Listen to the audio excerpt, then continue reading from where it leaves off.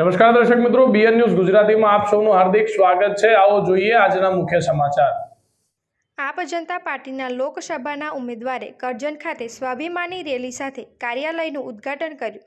આગામી દિવસોમાં લોકસભાની ચૂંટણીના પડઘમ વાગી રહ્યા છે, ત્યારે ભરૂચ લોકસભાની સીટ ઉપર ભાજપ સામે લડવા કોંગ્રેસ અને આપ જનતા પાર્ટીએ ગઠબંધન કરી આદિવાસી સમાજના મસીહા તેમજ ડેડિયાપાડાના આપ જનતા પાર્ટીના ધારાસભ્ય ચૈતર વસાવાને ભરૂચ લોકસભા સીટ ઉપરથી ચૂંટણી લડવાની તૈયારી બતાવી સ્વાભિમાની રેલી કાઢવામાં આવી રહી છે।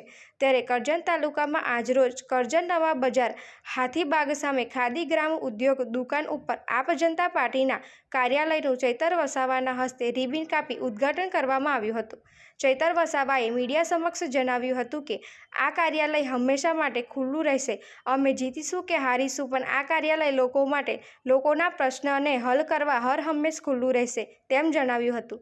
ત્યારબાદ ચૈતર વસાવાએ કરજણ નવા બજાર કાર્યાલયથી કરજણ તાલુકાના ગામડાઓમાં કાર્યકરો સાથે ભવ્ય સ્વાભિમાની રેલીનું આયોજન કર્યું હતું।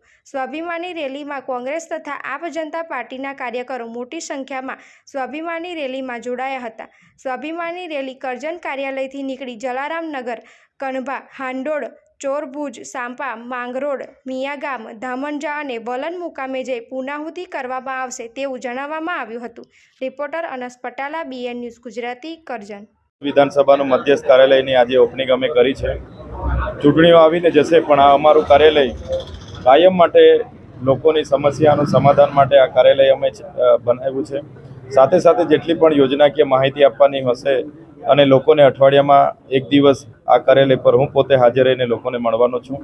ત્યારે આજે તમે જોઈ શકો છો, આ કરજણ તાલુકાના તમામ કોંગ્રેસના અગ્રણીઓ, આમ આદમી પાર્ટીના સાથી મિત્રો, અમે બધા એક ટીમ બનીને કરજણ વિસ્તારમાં અમે લોકસભાની સારી એવી તૈયારી કરી રહ્યા છીએ અને અમને પૂરો વિશ્વાસ છે ભરૂચ સંસદીય ક્ષેત્રના લોકો પર કે આ વખતે અમારા પર વિશ્વાસ મૂકશે, ભરોસો મૂકશે અને ભરૂચ લોકસભા અમે સારા માર્જિનથી જીતીશું।